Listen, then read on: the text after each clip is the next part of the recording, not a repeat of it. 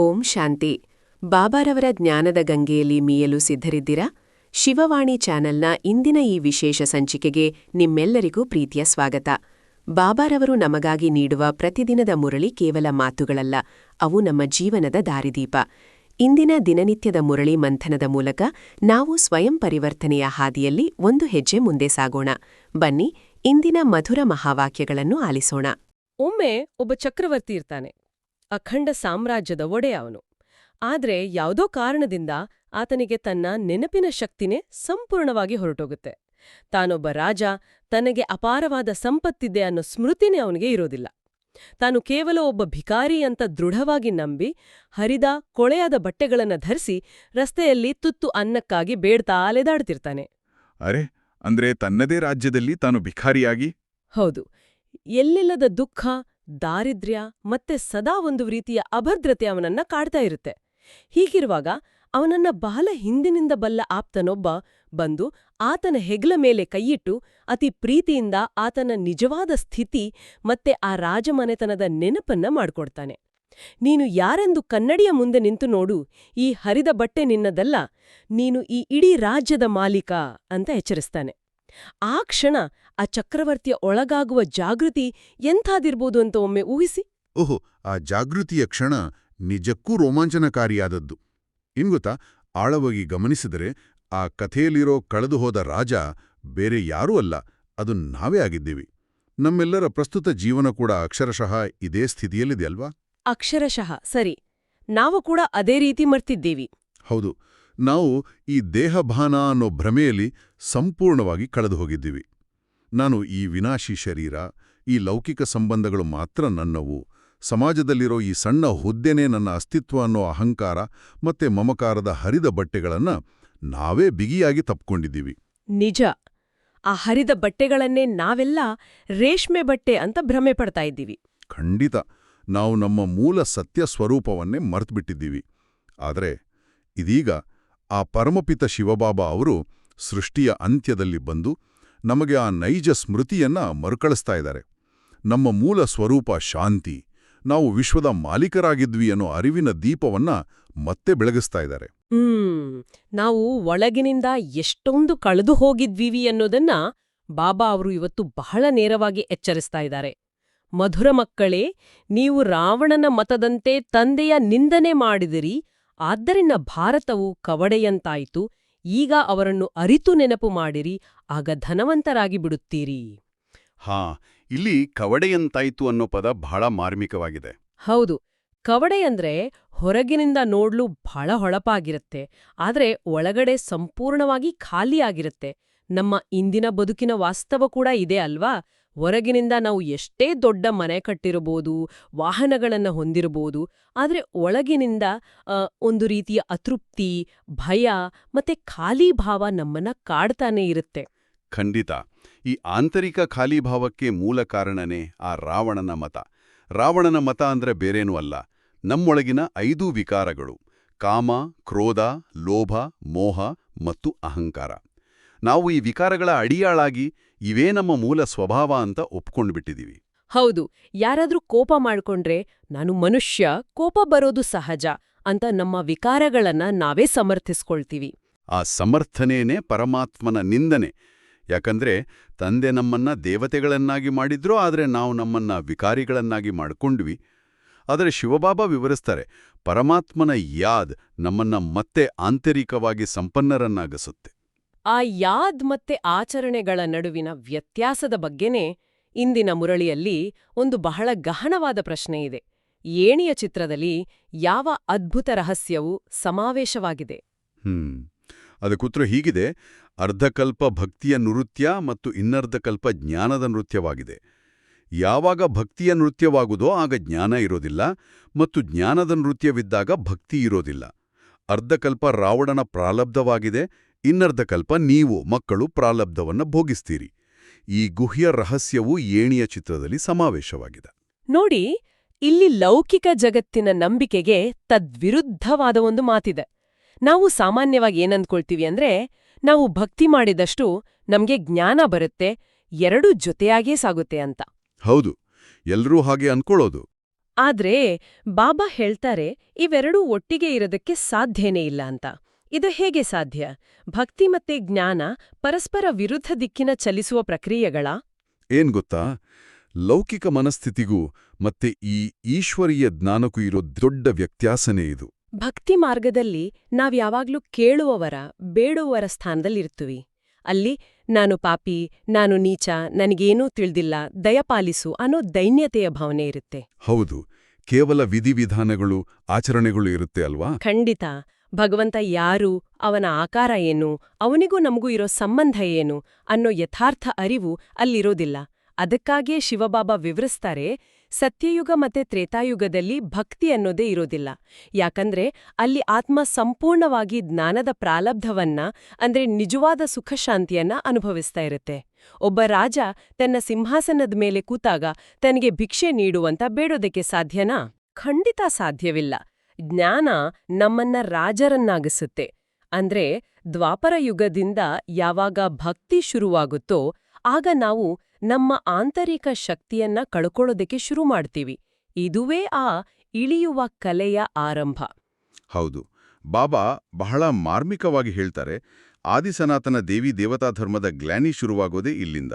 ಯಾರಿಗೆ ಪರಮಾತ್ಮ ರಾಜ್ಯವನ್ನ ಕೊಟ್ಟಿದ್ನೋ ಆ ದೇವತೆಗಳು ತಮ್ಮ ರಾಜ್ಯವನ್ನ ತಾವೇ ಕಳ್ಕೊಂಡು ಕೂತಿದ್ದಾರೆ. ಇದು ಬೇರೆ ಯಾರೋ ಹೊರಗಿನಿಂದ ಬಂದು ನಮ್ಮ ಮೇಲೆ ಆಕ್ರಮಣ ಮಾಡಿದ ಕಥೆ ಅಲ್ಲವೇ ಅಲ್ಲ. ನಮ್ಮೊಳಗಿನ ಅಹಂಕಾರ ಮತ್ತೆ ದೇಹಭಾನವೇ ನಮ್ಮ ಸುಖಶಾಂತಿಯ ಸಾಮ್ರಾಜ್ಯವನ್ನ ಕಬಳಿಸ್ತು. ನಿಜ, ದೈನಂದಿನ ಬದುಕಿನಲ್ಲಿ ನಾವು ಸಣ್ಣಪುಟ್ಟ ಮಾತುಗಳಿಗೆ ನಮ್ಮ ನೆಮ್ಮದಿಯನ್ನು ಹಾಳು ಮಾಡಿಕೊಳ್ಳುವಾಗ ನಮ್ಗೆ ಅರಿವಿಲ್ಲದೇನೆ ನಮ್ಮ ಆಂತರಿಕ ರಾಜ್ಯವನ್ನ ನಾವು ಕಳ್ಕೊಳ್ತಾ ಇರ್ತೀವಲ್ವಾ? ಹೌದಲ್ವಾ? ಈ ಪತನದ ಪ್ರಕ್ರಿಯೆಯನ್ನ ನಾವು ಬಹಳ ಸೂಕ್ಷ್ಮವಾಗಿ ಗಮನಿಸ್ಬೇಕು. ಇಂದಿನ ಮನುಷ್ಯರನ್ನ ನೋಡಿ ಮುಖ ಮನುಷ್ಯರದ್ದೇ ಆಗಿದೆ, ಆದ್ರೆ ಗುಣಗಳು ಸಂಪೂರ್ಣವಾಗಿ ಆಸೂರಿಯಾಗಿವೆ. ಅಂದ್ರೆ ರಾಕ್ಷಸಿ ಗುಣಗಳು. ಬೆಳಗಿನಿಂದ ಸಂಜೆವರೆಗೆ ನಮ್ಮ ವ್ಯವಹಾರಗಳಲ್ಲಿ ಒಂದು ಸಣ್ಣ ಲಾಭಕ್ಕಾಗಿ ಮೋಸ ಮಾಡೋದು, ಬೇರೆಯವರ ಏಳಿಗೆಯನ್ನ ನೋಡಿ ಅಸೂಯೆ ಪಡೋದು, ಸ್ವಾರ್ಥಕ್ಕಾಗಿ ಸಂಬಂಧಗಳನ್ನ ಬಳಸ್ಕೊಳ್ಳೋದು, ಇವೆಲ್ಲವೂ ರಾವಣನ ಪ್ರಾಲಬ್ಧ. ಬಾಬಾ ವಿವರಿಸ್ತಾರೆ, ಭಾರತ ಸಂಪೂರ್ಣವಾಗಿ ಕಂಗಾಲಾದಾಗ ಮತ್ತೆ ಕವಡೆಯಂತಾದಾಗ, ಅಂದ್ರೆ ಮೌಲ್ಯಗಳು ಪಾತಾಳಕ್ಕೆ ಕುಸಿದಾಗ ಮಾತ್ರ ಆ ಬೇಹದ್ದಿನ ತಂದೆ ಬರ್ತಾರೆ. ಯಾಕಂದ್ರೆ ನರಕವಾಸಿಗಳನ್ನ ಸ್ವರ್ಗವಾಸಿಗಳನ್ನಾಗಿ ಮಾಡೋದು ಮನುಷ್ಯರ ಕೆಲ್ಸ ಖಂಡಿತ ಅಲ್ಲ, ಅದು ಕೇವಲ ಪರಮಾತ್ಮನ ಕರ್ತವ್ಯ. ಹೌದು. ಈ ಪರಿವರ್ತನೆಯ ಪ್ರಕ್ರಿಯೆಯನ್ನ ವಿವರಿಸೋದಕ್ಕೆ ಬಾಬಾ ಒಂದು ಅತ್ಯದ್ಭುತವಾದ ನೈಸರ್ಗಿಕ ನಿಯಮವನ್ನ ತಿಳಿಸ್ತಾರೆ. ಸೃಷ್ಟಿಯ ಪ್ರತಿಯೊಂದು ವಸ್ತು ಕೂಡ ಮೊದಲು ಸತೋಪ್ರಧಾನವಾಗಿರುತ್ತೆ, ನಂತರ ಅದು ಸತೋ, ರಜೋ ಮತ್ತೆ ಅಂತಿಮವಾಗಿ ತಮೋ ಹಂತಗಳನ್ನ ದಾಟಿ ಕೊನೆಗೆ ಸಂಪೂರ್ಣವಾಗಿ ತುಕ್ಕಿ ಹಿಡಿಯುತ್ತೆ. ಇದಕ್ಕೊಂದು ಸುಂದರ ಉದಾಹರಣೆ ತಗೊಳ್ಬೋದು. ನಾವು ಒಂದು ಹೊಸ ಕಬ್ಬಿಣದ ಯಂತ್ರವನ್ನ ತರ್ತೀವಿ ಅಂತ ಇಟ್ಕೊಳ್ಳಿ. ಆರಂಭದಲ್ಲಿ ಅದು ಅತ್ಯಂತ ಸುಲಲಿತವಾಗಿ ಕೆಲಸ ಮಾಡುತ್ತೆ, ಅದೇ ಸತೋಪ್ರಧಾನ ಸ್ಥಿತಿ. ಆದರೆ ವರ್ಷಗಳು ಉರುಳದಂತೆ ಅದರ ನಿರ್ವಹಣೆ ಮಾಡದಿದ್ರೆ ಅದಕ್ಕೆ ತುಕ್ಕು ಹಿಡಿಯೋದಕ್ಕೆ ಪ್ರಾರಂಭವಾಗುತ್ತೆ. ಕೊನೆಗೆ ಆ ಯಂತ್ರ ಚಲಿಸೋದಕ್ಕೆ ಸಾಧ್ಯವಾಗದಷ್ಟು ಬಿಗಿಯಾಗಿ ಬಿಡುತ್ತೆ, ಅದೇ ತಮೋಪ್ರಧಾನ. ಅಕ್ಷರಶಃ ನಮ್ಮ ಆತ್ಮದ ಕತೆ ಕೂಡ ಇದೇ ಆಗಿದೆ. ಜನ್ಮ ಜನ್ಮಾಂತರದ ಆ ದೇಹಭಾನದಿಂದ ಈ ಆತ್ಮ ಅನ್ನೋ ಯಂತ್ರಕ್ಕೆ ವಿಕಾರಗಳ ಭಾರಿ ತುಕ್ಕು ತಗುಲಿದೆ. ಈಗ ಆ ಯಂತ್ರದ ಮೇಲಿನ ತುಕ್ಕನ್ನ ಕೇವಲ ನೀರು ಹಾಕಿ ತೊಳೆದ್ರೆ ಖಂಡಿತ ಹೋಗೋದಿಲ್ಲ. ಮೇಲ್ನೋಟಕ್ಕೆ ಬಣ್ಣ ಬಳಿದ್ರೂ ಒಳವಿನ ತುಕ್ಕು ಹಾಗೇ ಇರುತ್ತೆ ಅಲ್ವಾ? ಖಂಡಿತ ಇರುತ್ತೆ. ಬಾಬಾ ಹೇಳ್ತಾರೆ, ಈ ಜನ್ಮ ಜನ್ಮಾಂತರದ ತುಕ್ಕನ್ನ ತೆಗೆಯೋದಕ್ಕಿರೋ ಒಂದೇ ಒಂದು ಮಾರ್ಗ ಯೋಗಾಗ್ನಿ. ಅಗ್ನಿಯಲ್ಲಿ ಹಾಕಿದಾಗ ಮಾತ್ರ ಕಲ್ಮಶ ಸುಟ್ಟು ಹೋಗಿ ಚಿನ್ನ ಶುದ್ಧವಾಗುತ್ತೆ. ಅದೇ ರೀತಿ ಆ ಪರಮಾತ್ಮನ ನಿರಂತರ ಯಾದ್ ಅನ್ನೋ ಯೋಗಾಗ್ನಿಯಲ್ಲಿ ನಾವು ನಮ್ಮ ಆತ್ಮವನ್ನ ಬೆಳಗಿಸಿದಾಗ ಮಾತ್ರ ಈ ವಿಕಾರಗಳ ತುಕ್ಕು ಕರಗೋದಕ್ಕೆ ಸಾಧ್ಯ. ಹೌದು. ಆದ್ರೆ ಇಲ್ಲಿ ನಾವು ಒಂದು ವಾಸ್ತವವನ್ನ ಒಪ್ಕೊಳ್ಳೇಬೇಕು. ಎಲ್ಲರಿಗೂ ಜ್ಞಾನವನ್ನ ಒಂದೇ ರೀತಿಯಲ್ಲಿ ವಿವರಿಸೋದಕ್ಕೆ ಸಾಧ್ಯವಿಲ್ಲ. ಪ್ರತಿಯೊಬ್ಬರ ಧಾರಣಾಶಕ್ತಿ ತಮ್ಮ ತಮ್ಮ ಪುರುಷಾರ್ಥದ ಅನುಸಾರವಾಗಿರುತ್ತೆ ಅಂತ ಬಾಬಾ ಎಚ್ಚರಿಸ್ತಾರೆ. ಇದು ಬಹಳ ಆಸಕ್ತಿದಾಯಕವಾಗಿದೆ. ಜ್ಞಾನಗಂಗೋತ್ರಿ ಎಲ್ಲರಿಗೂ ಒಂದೇ ರೀತಿಯಲ್ಲಿ ಹರಿತಾ ಇದೆ. ಬಾಬಾ ಎಲ್ಲರಿಗೂ ಒಂದೇ ಮುರಳಿಯನ್ನ ನುಡಿಸ್ತಾ ಇದ್ದಾರೆ. ಆದರೆ ಕೆಲವರಲ್ಲಿ ಅದನ್ನ ಇತರರಿಗೆ ತಿಳಿಸುವ ಬುದ್ಧಿ ಇರೋದಿಲ್ಲ. ಅದೇ ಅವರು ಜ್ಞಾನವನ್ನ ಬಹಳ ಆಳವಾಗಿ ಅನುಭವಿಸಿರ್ತಾರೆ. ಮತ್ತೆ ಕೆಲವರು ಬಹಳ ಚೆನ್ನಾಗಿ ಮಾತನಾಡ್ತಾರೆ, ಆದ್ರೆ ಅವರ ಜೀವನದಲ್ಲಿ ಧಾರಣೆ ಅನ್ನೋದೇ ಇರೋದಿಲ್ಲ. ಧಾರಣೆ ಅಂದ್ರೆ ಕೇವಲ ಜ್ಞಾನವನ್ನ ಬುದ್ಧಿಯ ಮಟ್ಟದಲ್ಲಿ ಅರ್ಥ ಮಾಡಿಕೊಳ್ಳೋದಲ್ಲ, ಅದು ನಮ್ಮ ಪ್ರತಿ ಉಸಿರಿನಲ್ಲಿ, ಪ್ರತಿ ಕರ್ಮದಲ್ಲಿ ರಕ್ತಗತವಾಗಬೇಕು. ಖಂಡಿತ. ಬಾಬಾ ಸ್ಪಷ್ಟಪಡಿಸ್ತಾರೆ, ನಾವು ಪವಿತ್ರರಾಗದೆ ಆ ಹೊಸ ಸತೋಪ್ರಧಾನ ಪ್ರಪಂಚಕ್ಕೆ ಹೋಗೋದಕ್ಕೆ ಸಾಧ್ಯನೇ ಇಲ್ಲ. ಹಳೆ ತಮೋಪ್ರಧಾನ ವಸ್ತ್ರಗಳು ಅಂದ್ರೆ ಈ ಹಳೆ ದೇಹ ಮತ್ತು ಈ ಹಳೆ ಪ್ರಪಂಚ ಸಂಪೂರ್ಣವಾಗಿ ಹರಿದು ಹೋಗಿವೆ. ಮನುಷ್ಯರು ಆ ಜಡೀಭೂತ ಸ್ಥಿತಿಯನ್ನ ತಲುಪಿದ್ದಾರೆ. ಈ ಜಡಜಡೀಭೂತ ಸ್ಥಿತಿ ಎಂದ್ರೇನು? ನಮ್ಗೆ ಈ ಪ್ರಪಂಚದಲ್ಲಿ ನೆಮ್ಮದಿಯಿಲ್ಲ, ಸಂಬಂಧಗಳಲ್ಲಿ ಪ್ರೀತಿಯಿಲ್ಲ, ದೇಹದಲ್ಲಿ ಆರೋಗ್ಯವಿಲ್ಲ ಅಂದ ಪದೇ ಪದೇ ಅನುಭವ ಆಗ್ತಾ ಇದ್ರೂ ನಾವು ಅವುಗಳನ್ನೇ ಬಿಗಿಯಾಗಿ ಅಂಟ್ಕೊಂಡು ಕೂತಿರ್ತೀವಿ. ಬದ್ಲಾಗೋದಿಕ್ಕೆ ಒಪ್ಪೋದೇ ಇಲ್ಲ. ಇದುವೇ ಆ ಜಡತ್ವ. ನಿಜ. ಆದ್ರೆ ಇಲ್ಲೊಂದು ವಾಸ್ತವಿಕ ತೊಡಕಿದೆ ಅಲ್ವಾ? ಈ ದೇಹ ಮತ್ತೆ ಈ ಪ್ರಪಂಚ ಹರಿದ ವಸ್ತ್ರದಂತೆ ತಮೋಪ್ರಧಾನವಾಗಿದೆ ಅಂತ ನಾವು ಬುದ್ಧಿಯಿಂದ ಒಪ್ಕೊಳ್ತೀವಿ. ಆದ್ರೆ ನಮ್ಮ ದೈನಂದಿನ ಜೀವನದಲ್ಲಿ ನಮ್ಮ ಸಂಬಂಧಗಳ ಮೇಲಿನ ಮಮಕಾರ, ನಮ್ಮ ಹಣಕಾಸು, ನಾವು ಕಟ್ಕೊಂಡಿರೋ ಮನೆ, ಇವುಗಳ ಮೇಲಿನ ವ್ಯಾಮೋಹವನ್ನ ಕಳ್ಚ್ಕೊಳ್ಳೋದು ಅಷ್ಟು ಸುಲಭವಲ್ವಲ್ಲ. ಈ ಹಳೇ ವಸ್ತ್ರದ ಮೇಲಿನ ಮೋಹವನ್ನ ಹೇಗೆ ಬಿಡ್ಬೋದು? ಕೇವಲ ಜ್ಞಾನ ಕೇಳಿದ ತಕ್ಷಣ ಮೋಹ ಹೊರಟು ಹೋಗುತ್ತಾ? ಖಂಡಿತ ಹೋಗಲ್ಲ. ಇದು ಪ್ರತಿಯೊಬ್ಬ ಸಾಧಕನು ಎದುರಿಸುವ ಅತಿದೊಡ್ಡ ಸವಾಲು. ಈ ಮೋಹವನ್ನ ಕತ್ತರಿಸೋದಕ್ಕೆ ನಮಗೆ ಬೇಕಾಗಿರೋದು ಸಂಪೂರ್ಣ ವೈರಾಗ್ಯ. ಆದ್ರೆ ಬಾಬಾ ಹೇಳುವ ವೈರಾಗ್ಯ ಹೆಂಡ್ತಿ ಮಕ್ಕಳನ್ನ ಬಿಟ್ಟು ಕಾಡಿಗೆ ಹೋಗುವ ಸನ್ಯಾಸಿಗಳ ಹಠಯೋಗದ ವೈರಾಗ್ಯ ಖಂಡಿತ ಅಲ್ಲ. ಮತ್ತೆ ಯಾವ ರೀತಿಯ ವೈರಾಗ್ಯ? ಇದು ಬೇಹದ್ದಿನ ವೈರಾಗ್ಯ. ಅಂದ್ರೆ ನೀವು ನಿಮ್ಮ ಕುಟುಂಬದ ಜೊತೆನೇ ಇರ್ತೀರಿ, ನಿಮ್ಮ ಕಚೇರಿಯಲ್ಲಿ ಕೆಲಸ ಮಾಡ್ತೀರಿ, ಆದ್ರೆ ನಿಮ್ಮ ಒಳಗಿನ ಪ್ರಜ್ಞೆಯಲ್ಲಿ ಇದು ಹಳೇ ಪ್ರಪಂಚ, ಈ ನಾಟಕ ಮುಗಿಯುತ್ತಾ ಬಂದಿದೆ, ನಾನು ಈ ಹರಿದ ವಸ್ತ್ರವನ್ನ ಬಿಟ್ಟು ನನ್ನ ನಿಜವಾದ ಮನೆಗೆ ಹೋಗ್ಬೇಕಾಗಿದೆ ಅನ್ನೋ ಅರಿವು ಸದಾ ಎಚ್ಚರವಾಗಿರುತ್ತದೆ.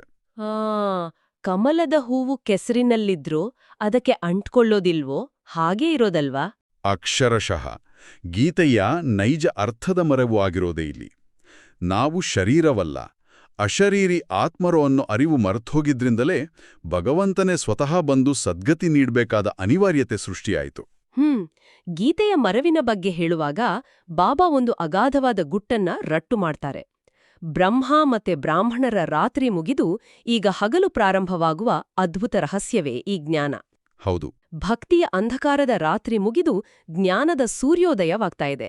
ಈ ಸೂರ್ಯೋದಯದ ಬೆಳಕಿನಲ್ಲಿ ನಮ್ಮ ಮತ್ತೆ ಪರಮಾತ್ಮನ ಸ್ವರೂಪದ ಸತ್ಯದರ್ಶನವಾಗುತ್ತೆ. ಬಾಬಾ ವಿವರಿಸ್ತಾರೆ, ಆತ್ಮ ಮತ್ತೆ ಪರಮಾತ್ಮ ಇಬ್ಬರೂ ಬಿಂದು ಸ್ವರೂಪರಾಗಿದ್ದಾರೆ. ನಿಜ. ಭಕ್ತಿ ಮಾರ್ಗದಲ್ಲಿ ನಾವು ಭಗವಂತನನ್ನ ಎಷ್ಟೊಂದು ಬೃಹತ್ ರೂಪಗಳಲ್ಲಿ, ವಿರಾಟ್ ದರ್ಶನಗಳಲ್ಲಿ ಕಲ್ಪಿಸ್ಕೊಂಡ್ವಿ ಅಲ್ವಾ? ಆದ್ರೆ ವಾಸ್ತವವಾಗಿ ಆತನು ಒಂದು ಅತ್ಯಂತ ಸೂಕ್ಷ್ಮವಾದ, ಪ್ರಕಾಶಮಾನವಾದ ಜ್ಯೋತಿರ್ಬಿಂದು. ಏನ್ಗೊತ್ತಾ, ಈ ಬಿಂದು ಸ್ವರೂಪದ ಪರಿಕಲ್ಪನೆ ನಮ್ಮ ಬುದ್ಧಿಗೆ ನಿಲುಕೋದು ಸ್ವಲ್ಪ ಕಷ್ಟನೇ. ಒಂದು ಸಣ್ಣ ಬಿಂದುವಿನಲ್ಲಿ ಇಡೀ ಸೃಷ್ಟಿಯ ಜ್ಞಾನ, ಅಪಾರವಾದ ಶಕ್ತಿ ಹೇಗೆ ಅಡಗಿರೋದಕ್ಕೆ ಸಾಧ್ಯ ಅಂತ ಅನ್ಸ್ಬೋದು. ಆದ್ರೆ ಪ್ರಕೃತಿಯ ಉದಾಹರಣೆನೇ ತಗೊಳ್ಳಿ. ಆಲದ ಮರದ ಒಂದು ಸಣ್ಣ ಬೀಜ ನಮ್ಮ ಕಣ್ಣಿಗೆ ಎಷ್ಟೋ ಸಣ್ಣದಾಗಿ ಕಾಣುತ್ತೆ, ಆದ್ರೆ ಅದರೊಳಗೆ ಒಂದು ಬೃಹತ್ ಆಲದ ಮರವೇ ಅಡಗಿದೆ ಅಲ್ವಾ? ಹೌದು, ಅದೊಂದು ಅದ್ಭುತ. ಹಾಗಿದ್ದಾಗ ಪರಮ ಚೈತನ್ಯ ಶಕ್ತಿಯಾದ ಪರಮಾತ್ಮನೂ ಬಿಂದು ಸ್ವರೂಪನಾಗಿದ್ರೂ ಆತನಲ್ಲಿಡೀ ಕಲ್ಪದ ಜ್ಞಾನ ಮತ್ತೆ ಶಕ್ತಿ ಅಡಗಿರೋದು ಸಂಪೂರ್ಣವಾಗಿ ಯಥಾರ್ಥವಾಗಿದೆ. ಶಿವಬಾಬಾ ಅವರು ಈ ಗುಹ್ಯ ಜ್ಞಾನವನ್ನ ನೀಡೋದಕ್ಕೆ ಪ್ರಜಾಪಿತ ಬ್ರಹ್ಮನ ತನುವಿನ ಮೂಲಕ ವಿವರಿಸ್ತಾರೆ. ಆದ್ರೆ ಭಕ್ತಿ ಮಾರ್ಗದಲ್ಲಿ ಅದನ್ನ ನಂದಿ, ಭಗೀರಥ ಅಥವಾ ವೃಷಭದ ಮೇಲೆ ಶಿವ ಕೂತಿದ್ದಾನೆ ಅಂತ ತಪ್ಪಾಗಿ ಪ್ರಾಣಿಗಳ ರೂಪದಲ್ಲಿ ಚಿತ್ರಿಸಿದ್ದಾರೆ ಅಲ್ವಾ? ಪರಮಾತ್ಮ ಜ್ಞಾನ ನೀಡೋದಕ್ಕೆ ಮನುಷ್ಯ ತನುವನ್ನೇ ಆಧಾರವಾಗಿ ತಗೋಬೇಕಲ್ವಾ? ಖಂಡಿತ. ಮನುಷ್ಯರಿಗೆ ಜ್ಞಾನ ನೀಡಲು ಮನುಷ್ಯ ತನುವೇ ಬೇಕು. ಎಂತಹ ಅದ್ಭುತವಾದ ಸ್ಪಷ್ಟತೆ ಇದು! ಪರಮಾತ್ಮನೇ ಸ್ವತಃ ಬಂದು ನಮಗೆ ಸ್ವರ್ಗದ ಅಗಾಧವಾದ ಆಸ್ತಿಯನ್ನು ನೀಡ್ತಾ ಇದ್ರು. ಬಾಬಾ ಒಂದು ನೋವಿನ ಮಾತನ್ನ ಹೇಳ್ತಾರೆ, ಮಕ್ಕಳು ಪದೇ ಪದೇ ತಂದೆಯನ್ನ ಮರ್ತೋಗ್ತಾರೆ. ಅರೆ ಹೌದು. ಲೌಕಿಕ ಜೀವನದಲ್ಲಿ ಒಮ್ಮೆ ಯೋಚಿಸಿ, ಯಾರಾದ್ರೂ ನಮಗೆ ಒಂದು ಸಣ್ಣ ಸಹಾಯ ಮಾಡಿದ್ರೆ ಜೀವನವಿಡೀ ಅವರನ್ನ ನಾವು ನೆನಪಿಟ್ಕೊಳ್ತೀವಿ. ಆದ್ರೆ ಯಾರು ನಮಗೆ 21 ಜನ್ಮಗಳ ಅರ್ಧಕಲ್ಪದ ಸುಖವನ್ನ ನೀಡ್ತಾರೋ ಆ ತಂದೆಯನ್ನೇ ನಾವು ಮರಿತೀವಿ. ನಿಜ. ನಾವು ಜ್ಞಾನಾಮೃತವನ್ನ ಕುಡಿತೀವಿ, ಖುಷಿ ಪಡ್ತೀವಿ, ಆದ್ರೆ ನಮ್ಮ ದೈನಂದಿನ ವ್ಯವಹಾರದಲ್ಲಿ ತೊಡಗಿದ ತಕ್ಷಣ ಆ ಮಾಯೆಯ ಆಕರ್ಷಣೆಯಲ್ಲಿ ಪರಮಾತ್ಮನನ್ನ ಸಂಪೂರ್ಣವಾಗಿ ಮರೆತುಬಿಡ್ತೀವಿ. ಈ ದೌರ್ಬಲ್ಯವನ್ನ ಮೀರೋದು ಹೇಗೆ? ಈ ದೌರ್ಬಲ್ಯಕ್ಕೆ ಮೂಲ ಕಾರಣನೇ ನಮ್ಮ ಕಣ್ಣಿಗೆ ಕಾಣುವ ಈ ಭೌತಿಕ ಪ್ರಪಂಚದ ಆಕರ್ಷಣೆ.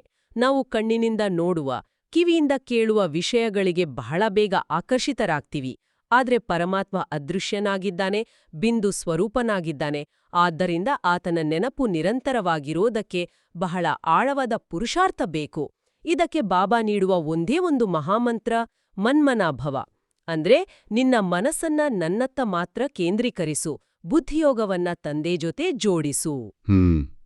ಮನ್ಮನಾಭವ ಅನ್ನೋದು ಕೇವಲ ಕಣ್ಮುಚ್ಚಿ ಕೂಡುವ ಕ್ರಿಯೆ ಅಲ್ಲ ಅನ್ನೋದನ್ನ ಬಾಬಾ ರಾಜಜನಕನ ಉದಾಹರಣೆಯ ಮೂಲಕ ಬಹಳ ಚೆನ್ನಾಗಿ ವಿವರಿಸ್ತಾರೆ. ಹೌದು. ರಾಜಜನಕರು ಗೃಹಸ್ಥ ವ್ಯವಹಾರದಲ್ಲಿದ್ದವರು. ಇಡೀ ರಾಜ್ಯದ ಆಡಳಿತ ಅವರ ಮೇಲಿತ್ತು. ಆದ್ರೂ ಅವರು ಕರ್ಮ ಮಾಡ್ತಾನೆ ತಮ್ಮ ಬುದ್ಧಿಯೋಗವನ್ನ ಪರಮಾತ್ಮನ ಜೊತೆ ಜೋಡಿಸಿದರು. ಇದನ್ನೇ ನಾವು ಕರ್ಮಯೋಗ ಅಂತೀವಿ. ನಾವು ನಮ್ಮ ಕುಟುಂಬದ ಜವಾಬ್ದಾರಿಗಳನ್ನ ನಿಭಾಯಿಸಬೇಕು, ಉದ್ಯೋಗ ಮಾಡಬೇಕು, ಮಕ್ಕಳನ್ನ ಸಾಕಿ ಸಲಹಬೇಕು, ಎಲ್ಲವನ್ನೂ ಮಾಡಬೇಕು. ಆದ್ರೆ ಒಳಗಡೆ ನಾನು ಕೇವಲ ನಿಮಿತ್ತ ಮಾತ್ರ, ಈ ಎಲ್ಲದರ ನಿಜವಾದ ಹೊಣೆಗಾರ ಆ ಪರಮಾತ್ಮ, ನಾನು ಕೇವಲ ಅಶರೀರಿ ಆತ್ಮ ಅನ್ನೋ ಸ್ಮೃತಿ ಇರ್ಬೇಕು ಅಲ್ವಾ? ಅಕ್ಷರಶಃ ಇದನ್ನೇ ಬಾಬಾ ಶ್ರೇಷ್ಠ ಪುರುಷಾರ್ಥ ಅಂತಾರೆ. ನಾವು ಯಾವುದೇ ಕರ್ಮವನ್ನ ಮಾಡುವಾಗ ನಮ್ಮ ಆಂತರಿಕ ಸ್ಥಿತಿ ಹೇಗಿದೆ ಅನ್ನೋದು ಬಹಳ ಮುಖ್ಯವಾಗುತ್ತೆ. ನಾನು ದೇಹ ಅನ್ನೋ ಪ್ರಜ್ಞೆಯಲ್ಲಿ ಮಾಡುವ ಕರ್ಮ ವಿಕರ್ಮವಾಗುತ್ತೆ, ಬಂಧನವನ್ನ ತರತ್ತೆ. ಆದ್ರೆ ನಾನು ಆತ್ಮ ಅನ್ನೋ ಪ್ರಜ್ಞೆಯಲ್ಲಿ ತಂದೆಯ ನೆನಪಿನಲ್ಲಿ ಮಾಡುವ ಕರ್ಮ ಆ ಕರ್ಮವಾಗುತ್ತೆ. ಅದು ನಮಗೆ ಅತೀಂದ್ರಿಯ ಸುಖವನ್ನ ನೀಡುತ್ತೆ. ಇದೇ ನಿಜವಾದ ಈಶ್ವರೀಯ ವಿದ್ಯಾರ್ಥಿಗಳ ಲಕ್ಷಣ. ಖಂಡಿತ.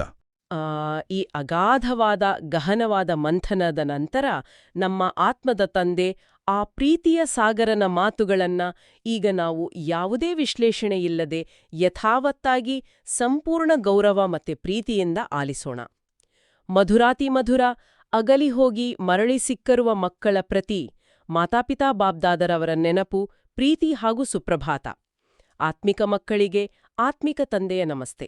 ಆ ದಿವ್ಯವಾದ ನೆನಪು ಮತ್ತೆ ಪ್ರೀತಿಯನ್ನ ನಮ್ಮ ಹೃದಯದಲ್ಲಿ ತುಂಬಿಕೊಳ್ತಾ ಇಂದಿನ ಮುರಳಿಯ ಅಂತಿಮ ಭಾಗದ ಕಡೆಗೆ ನಾವು ಸಾಗೋಣ. ಬಾಬಾ ನಮಗೆ ಇಂದಿನ ಧಾರಣೆಗಾಗಿ 2 ಮುಖ್ಯವಾದ ಅಂಶಗಳನ್ನು ನೀಡಿದ್ದಾರೆ. ಮೊದಲನೇದು ಪುರುಷಾರ್ಥ ಮಾಡಿ ಸಂಪೂರ್ಣ ಗುಣವಂತರಾಗುವುದು ಮತ್ತು ಪ್ರತಿ ಕರ್ಮವನ್ನು ತಂದೆಯ ನೆನಪಿನಲ್ಲಿ ಮಾಡೋದು. ಹೌದು. ನಾವು ದೈನಂದಿನ ಜೀವನದಲ್ಲಿ ಬಹಳ ಸುಲಭವಾಗಿ ತಪ್ಪುಗಳನ್ನು ಮಾಡಿಬಿಡ್ತೀವಿ, ವಿಕರ್ಮಗಳ ಭಾರವನ್ನು ಹೆಚ್ಚಿಸ್ಕೊಳ್ತೀವಿ. ಇದನ್ನ ತಪ್ಪಿಸೋದಕ್ಕೆ ಇರೋ ಒಂದೇ ದಾರಿ ಅಂದ್ರೆ ಶ್ರೀಮತ್ತನ್ನ ಹೆಜ್ಜೆ ಹೆಜ್ಜೆಗೂ ಅಳವಡಿಸ್ಕೊಳ್ಳೋದು. ಅಂದ್ರೆ ನಾನು ಮಾಡುವ ಪ್ರತಿಯೊಂದು ಸಂಕಲ್ಪ, ಆಡುವ ಪ್ರತಿಯೊಂದು ಮಾತು ಬಾಬಾರವರ ಶ್ರೀಮತ್ತಿಗೆ ಅನುಗುಣವಾಗಿದೆಯಾ ಅಂತ ನಮ್ಮನ್ನ ನಾವೇ ಪರೀಕ್ಷಿಸ್ಕೊಳ್ಬೇಕು. ಖಂಡಿತ. ಧಾರಣೆಯ 2ನೇ ಅಂಶ ನಮ್ಮ ಅಸ್ತಿತ್ವದ ಬೇರಿನ ಬಗ್ಗೆನೇ ಮಾತನಾಡ್ತೆ. ಜಡಜಡೀಭೂತವಾದ ಈ ಹಳೆಯ ಶರೀರದ ಮೇಲಿನ ಮಮತ್ವವನ್ನು ತೆಗೆಯುವುದು ಮತ್ತು ಆತ್ಮವನ್ನು ಸತೋಪ್ರಧಾನ ಮಾಡಿಕೊಳ್ಳೋದು. ನೋಡಿ, ಈ ಮಮತ್ವ ಅನ್ನೋದು ಬಹಳ ಸೂಕ್ಷ್ಮವಾದ ಬಂಧನ. ಹೌದು, ಬಹಳ ಸೂಕ್ಷ್ಮ.